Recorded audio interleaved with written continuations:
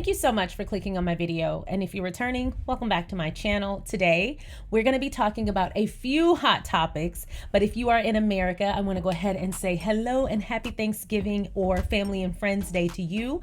And if you are not in America and you are not celebrating, I want to say a big hello to you. Thank you so much for joining me today. So I have a few hot topics, so let's get into it.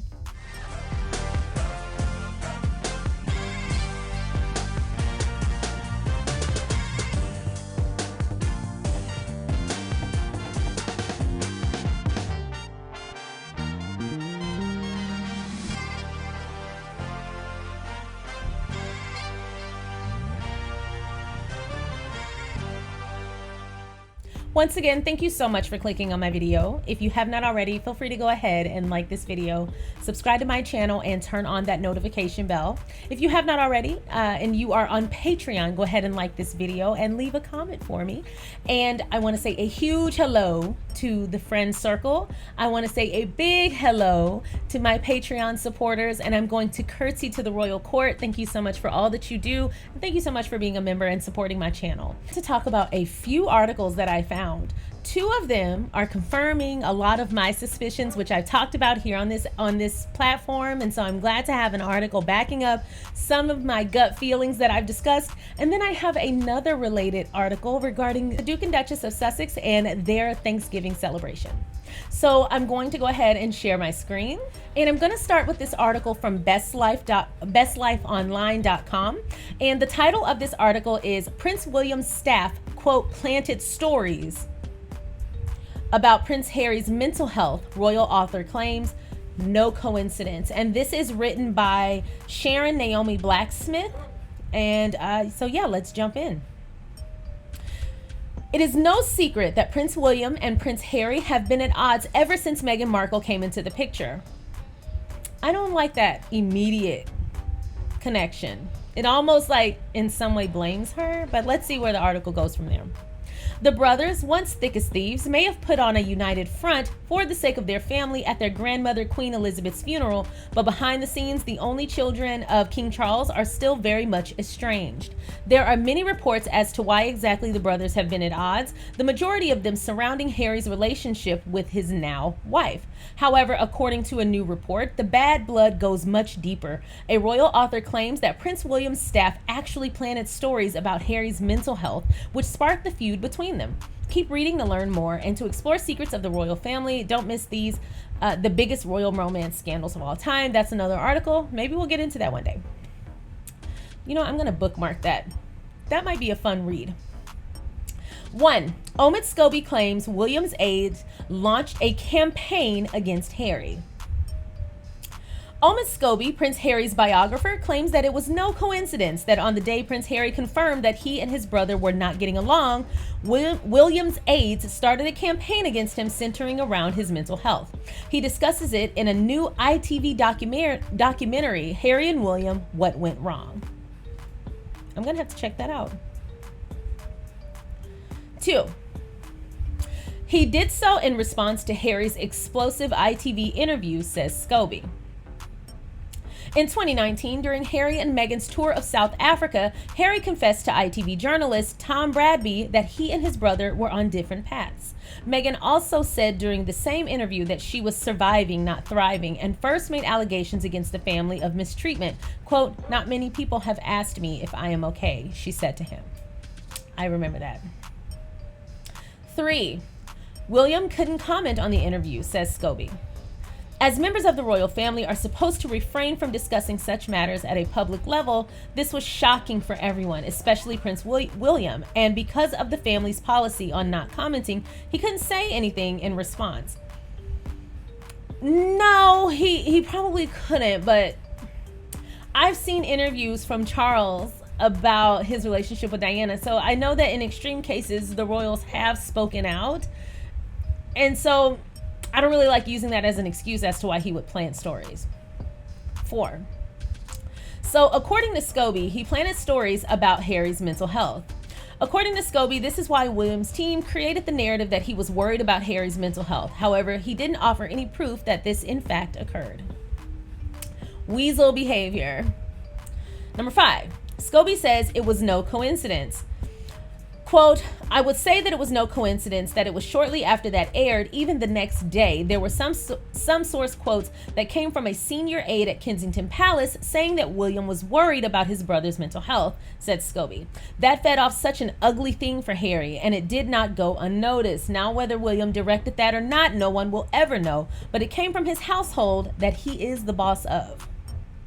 So they took a long time to get to the essential point, and basically they, in a roundabout way, blamed Harry for William's silence and his covert behavior on planning stories about Harry.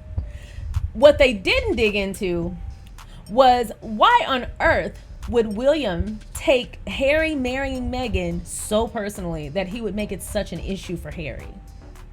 Why are you ostracizing your brother's wife? I can guarantee, had he been as welcoming to Meghan, or half as welcoming to Meghan as Harry was to Kate, none of this would have ever happened. I feel very strongly in that belief. I personally feel like William, in some ways, feels like he's the boss of everyone. He gives very bratty energy, and I personally feel like he recognized Meghan's independent spirit. She's not a pushover like his wife. She's not someone that you can just shush to the corner. She stands up for herself, and she has a lot of people backing her in that. And I personally think he's intimidated. And I personally think that when you have a scapegoat in your corner and then that person starts to recognize their own value, especially when a partner comes into their life who shows them who they are or helps hold up a mirror to who they are and shine a light on their real strength and their real purpose in this world, it intimidates bullies. Bullies do not like to meet people who stand up to them. Rarely push back when they're confronted. They either do one of two things. They become even more of a bully, or they retreat like a coward. And by retreat, planting stories.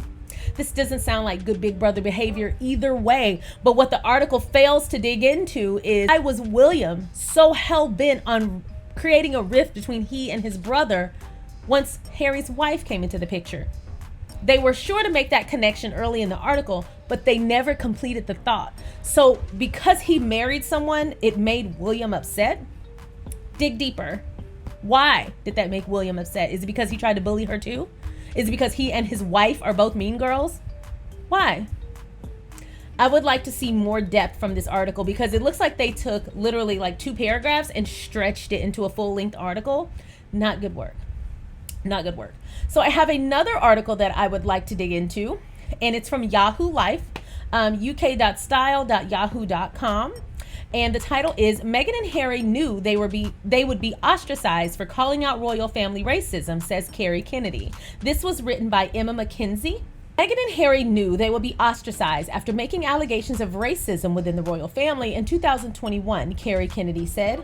Speaking to Vanitatis, a Spanish publication, Kennedy compared Meghan and Harry to her father, Robert F. Kennedy, referencing a speech he made in apartheid South Africa in 1966. Quote, he spoke of moral courage, saying that few would have the courage to question their colleagues, family, and community about the power structure they maintain, she said, and this is what Meghan Markle and Prince Harry have done. Quote, they went to the oldest institution in UK history and told them what they were doing wrong, that they couldn't have structural racism within the institution, that they could not maintain a misunderstanding about mental health. The lawyer and human rights activist added that the Sussexes knew that if they did this, there would be consequences, that they would be ostracized, they would lose their family, their position within this structure, and that people would blame them for it. Quote, they have done it anyway, Kennedy said, because they believed that they could not live with themselves if they did not question this authority. I think they have been heroic in taking this step. I agree. Kennedy is, of course, referring to the 2021 televised interview with Oprah Winfrey, in which Meghan and Harry alleged that someone in the royal family had questioned how dark their son Archie's skin might be whilst Meghan was pregnant. Harry refused to name the person who had made the comments, saying it would be very damaging to the family member, but it was later clarified that neither Prince Philip nor the Queen made these comments. After the interview had aired, William told reporters that the royal family, quote, are very much not a racist family. Queen Elizabeth released a statement in response to her grandson's interview in which she said the family was saddened to hear how challenging the last few years have been for Harry and Meghan, and that the issues, particularly that of race, are concerning. Kennedy's comments come after it was announced that the Duke and Duchess of Sussex have been named the Ripple of Hope Award laureates by the Robert F. Kennedy Human Rights Organization. The nonprofit said that the Sussexes had received this award because the couple had demonstrated a lifelong commitment to building strong and equitable communities, advancing the global dialogue around mental health, and advocating for a better world. Say that 5 times fast. So we talked about the Ripple of Hope Award here on this channel, but it's great to see that Kerry Kennedy came out strongly supporting that decision to the Ripple of Hope Award to the Sussexes, because a lot of people kind of pushed back on that. I think what those, I don't want to say haters, because I don't want to reduce them to that, but that's how they're acting. The haters have a certain level of delusion that they operate out of, that they don't realize that their murmurs are about this big and the world's awakening is about this big. And so the world can see exactly how beneficial Harry and Meghan's moves have been and how impactful they've been, not only for themselves, but for everyone around them and for society as a whole, pushing back on the oldest institution in the UK, acknowledging racism in the corners of the world where it's just not talked about, showing that they are courageous, not even necessarily fearless, but courageous. I'm glad that they are getting this award because it's going to shine a light on the good that they're doing outside of the royal family. But I do think it's a big deal that Kerry Kennedy called it out as plain as it was, that when they made that move, knowing exactly what was coming down the pipeline for them, they showed true courage and valor. So I'm glad to have shared that. Last but not least, I have one more article in HelloMagazine.com, and the title of this article is How Harry and Meghan Spend Thanksgiving with Their Children, Archie and Lilibet. I thought it was timely, so I said, why not end on a happy and fun note? This article was written by Sophie Hamilton. Thanksgiving on November 24th, the national holiday celebrated in the U.S. to give thanks for the blessing of the harvest.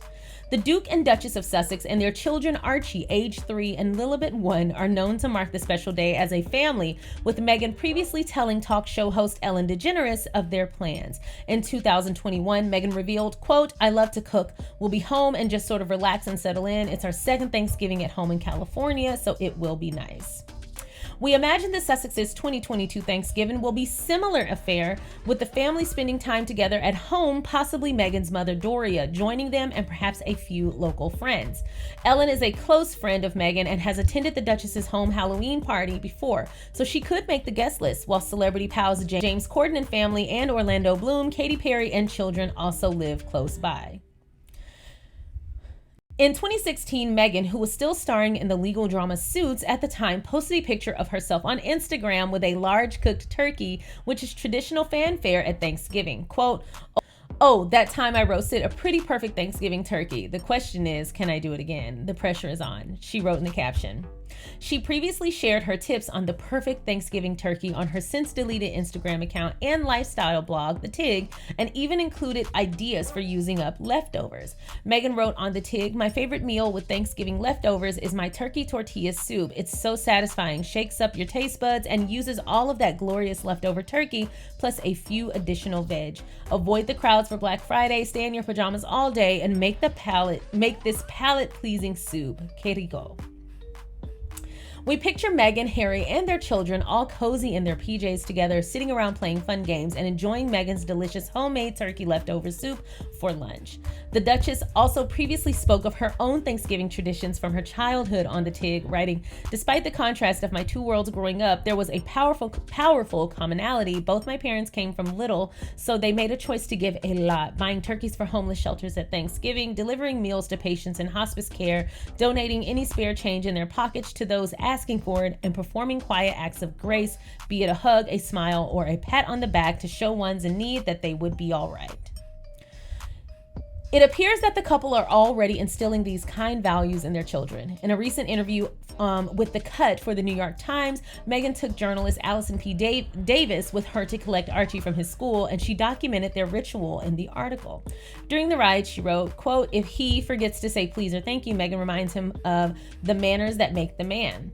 She added, quote, "At a stoplight, she reaches into the trunk and produces a brand new black backpack and hands it to her security detail to give to an unhoused man on the corner. Quote, "They are teaching Archie that some people live in big houses, some in small, and that some are in between homes. They made kids to pass out with water and peanut butter crackers and granola bars. I ate one," Archie contributes. I remember that article. It was very good.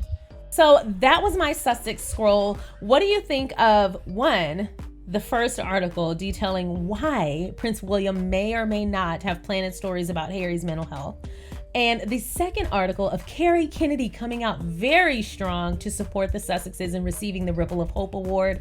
And lastly, what do you think about the Thanksgiving traditions that Meghan shared with Ellen on the Ellen DeGeneres show about how she, Harry, and their kiddos celebrate Thanksgiving? I felt like there was a lot of assumptions made in that article about who might stop by. I mean, yes, you live around celebrities, but most people just want to be around their family on the holidays like Thanksgiving. So I don't know, they did a lot of leaps.